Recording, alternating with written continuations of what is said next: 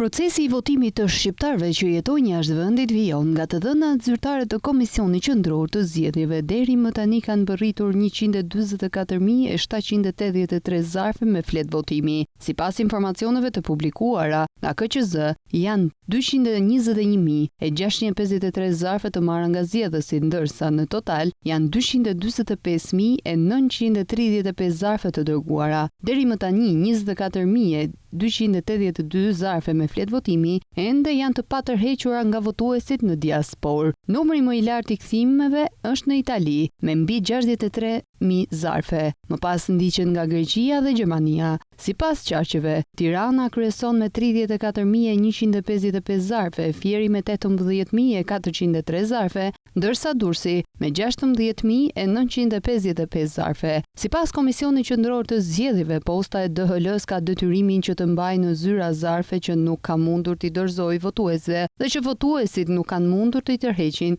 deri në datën 8 maj. Çdo votë që mbërrin në Shqipëri në datën 11 maj pas orës 19 do të konsiderohet e pavlefshme. Vendi I përcaktuar për administrimin e këtij procesi është Pallati I Sportit Feti Borova, pranë Parkut Olimpik në kryeqytet.